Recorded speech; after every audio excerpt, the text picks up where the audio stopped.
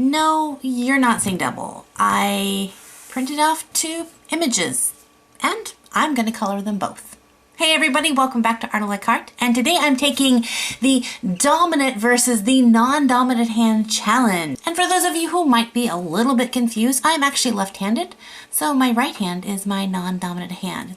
But I thought it would be fun to test the limits of my right hand. Give my right hand time to shine. Yay! So the picture I drew today, I sketched up on my Clip Studio paint program. It's kind of a picture of Alice, not Alice. I'm doing an Alice Wonderland picture right now, but this is Snow White, kind of done in a mix of Disney style slash my own style. If you want more information about how I draw my characters, the software that I use, I will leave links to those in the description box below or at the end of this video, tag some different videos. Definitely check those out. I have lots and lots of video tutorials out there, but today it's all about the coloring. I'm going to be using my Copic markers. I'm going to do my left hand first because we kind of already know what lefty is going to do, and then the fun will begin when we come to the right hand.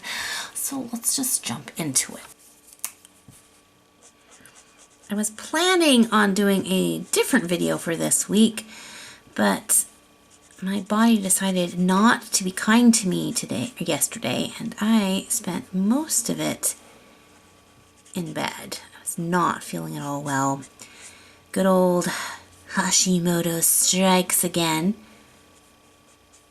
But that's okay. Some days you just need to take a little break, a little breather, and that's what I did. I slept a lot.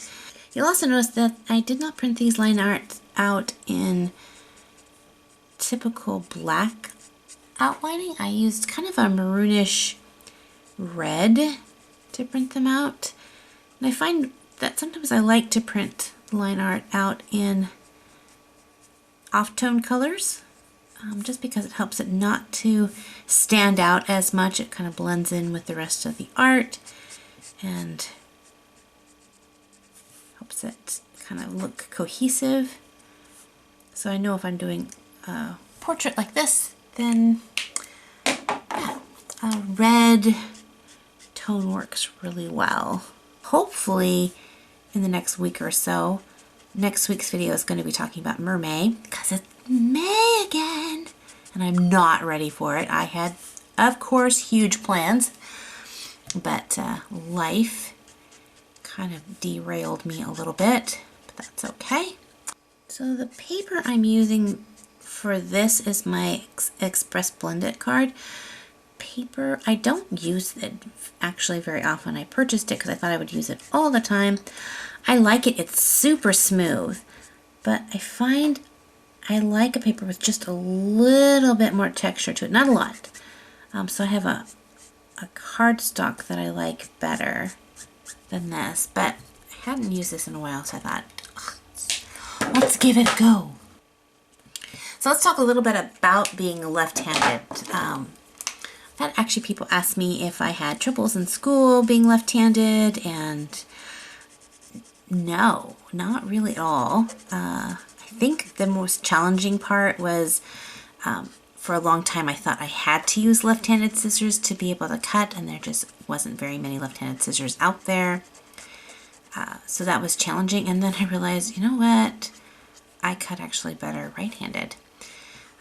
No one tried to make me be right-handed. No one discouraged me. The only thing I do remember distinctly is that my mom, when I was learning to write, made sure that I held the pen or pencil correctly, because a lot of times if you're left-handed, you kind of tend to hold things really weird and you kind of twist your arm around a little bit. And she wanted to make sure that my letters were always slanted the correct way and not slanting kind of the opposite way, which is something that a lot of left-handers do. People often say, don't you get a lot of stuff on your hand when you write?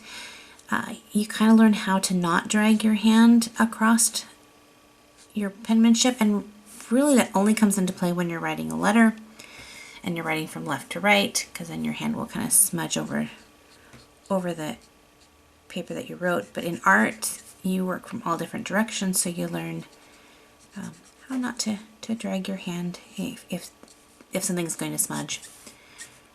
So the difference in probably my design of Snow White as opposed to like the traditional Disney is her face is a little bit different, but I also really like to make her hair, I'll put a little bit more volume in her hair.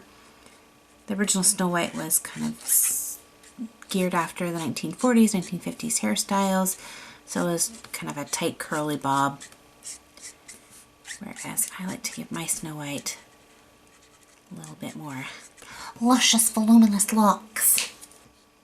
So if anyone is interested in coloring this picture for yourself, I'm going to put this over on my Patreon page.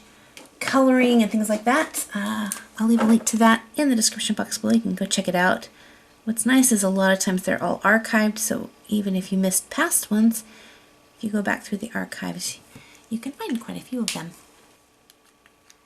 Alright, and so with white I used my Sakura Decros ink or gel pen, which I love this thing. So if you're interested, I'll leave a link to where I get them on Amazon. I'm only able to find them on Amazon, so I'll leave a link to that in the description box below. But for the most part, this is my finished Snow White with my left hand.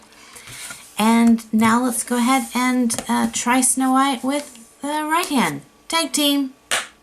I can tell you already this is going to be challenging not to pick things up with my left hand and color.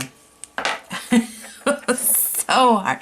Also, my lighting is set up to be left-handed, so all my lights come from this direction, which here is a pro filmmaking tip, is if you're doing something like drawing or anything, put a light opposite of your hand so that it pushes the shadow underneath your hand, whereas this one is not opposite. But I'm not going to change my lighting around just for this one video, so we're just going to have to go with it. So far, we are doing okay. It's a lighter color, so I'm not super concerned about staying completely in the lights. It will get more challenging as I get to the dark parts of her hair. And I have a feeling that my hand is going to wear out really fast because I can already feel it's tired already, and we haven't even done all of the skin first layer yet. I often challenge myself as a kid to try to be ambidextrous, so I would try to eat an entire meal using my right hand, or write a letter with my right hand. You could never read them, but I tried, and I find as long as I go slow, I have a little bit of control. But with alcohol markers, speed is a factor, because the longer the marker has contact with the surface of the paper, the more ink comes out. So sometimes you can't go slow. You have to go fast. All right, first part is done. Now we will go in with a slightly darker color to add in some shadows, or at least the first layer of shadows. If you have a method for your coloring, like I do this first and then this and then this, I tend to always start with the skin tone first, lay that in, because it's the lightest thing. I go lighter to darker. So now I'm going to go back in with a lighter tone and just kind of blend out some of those areas. I got the nose pretty well. I've saved that highlight on the nose, which can be challenging. Alright, I'm going to leave that open because I'm going to go in with my cheeks in here, and I need to have my color to blend out my cheeks. Just a little under the nose. And then I tend to give just a little bit of color to the fingertips. Oh, I can already feel this is not going to be... Don't move on me, paper.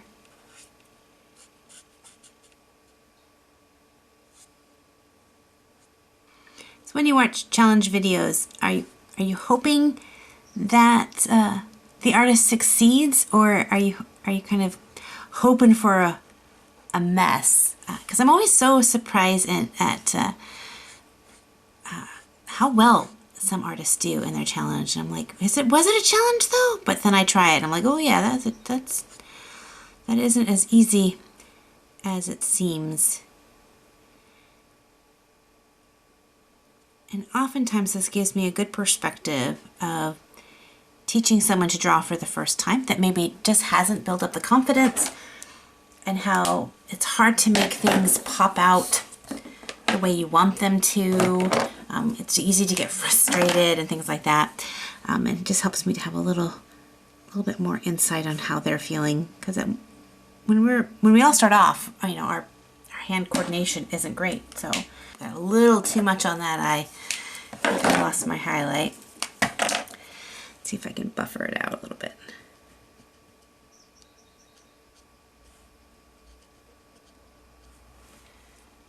Just a nice bit about alcohol-based markers, as you can go in and pull out color. Oh, I'm focusing so hard. So far, you guys, I've made a few slip-ups, but not, I mean, it's definitely not as smooth, but I haven't had, I'm probably going to jinx myself now, but it hasn't been too horrendous. Now, the key is not to go crazy and super fast, because that's when you make mistakes.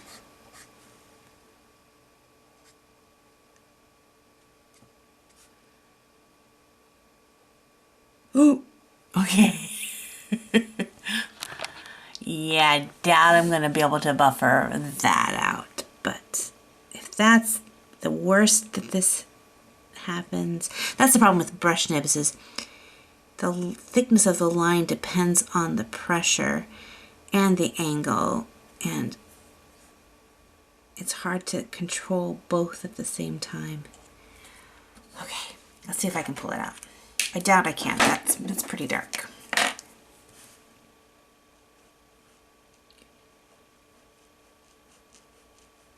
She has the black plague. All right, well, it's a little better than what it was. I also am noticing that my hand is really starting to shake. So keeping that steady line it's getting harder. Now comes the scary one, which is coming in with my dark and doing my shadows, and I'm not even breathing at this point.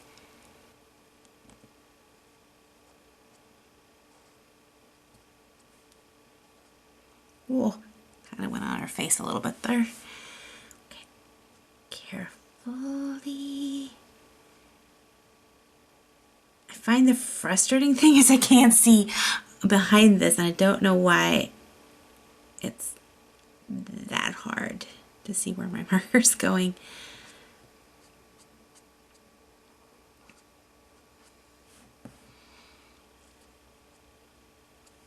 All right, and a little bit here. There we go. Okay, now quickly switching back to this tone, we're going to blend it out. And this is where you kind of have to move fast, because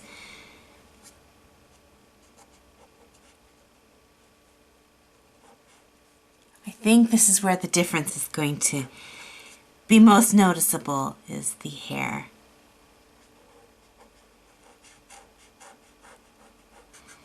So you'll notice that when I create with my left hand, I often flip the paper around because I have angles with my pen that when I make them is more comfortable. So I'll match the paper so that the angle is the most comfortable.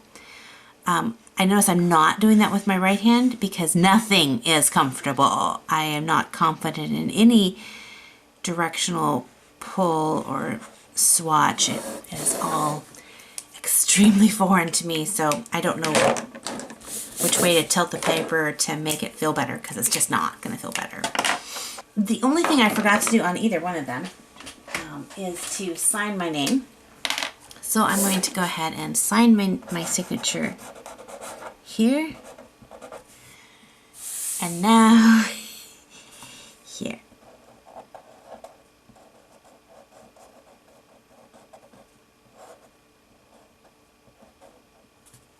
And voila, my two pieces that I colored, one with my left hand, one with my right hand. And honestly, I'm actually surprised that the right hand did as well as it did. So good job, right hand, you're awesome. If I ever break my left hand and we're left with only right for a little while, I think I will survive a little bit. We'll have to buff up the strength. I would love to see you guys take this challenge and draw or color something the same thing with your right hand and with your left hand, and then let me see what that is. So if you do, post a picture on my social media. I'll have links to that in the description box. If there's any other art challenges out there that you'd like to see me try to tackle, put those in the comment section below. And as always, if you're brand new to this channel, if you're just visiting, thanks for watching. You can hit that subscribe button so that you don't miss out on any future videos. As always, God bless you guys. Thanks so much for hanging out with me today. This was a fun challenge, and we'll be back next week with our mermaid video. Yay, I love mermaid. So until next time, stay creative, draw some pretty pictures, and we'll see you in the next art video. Bye-bye!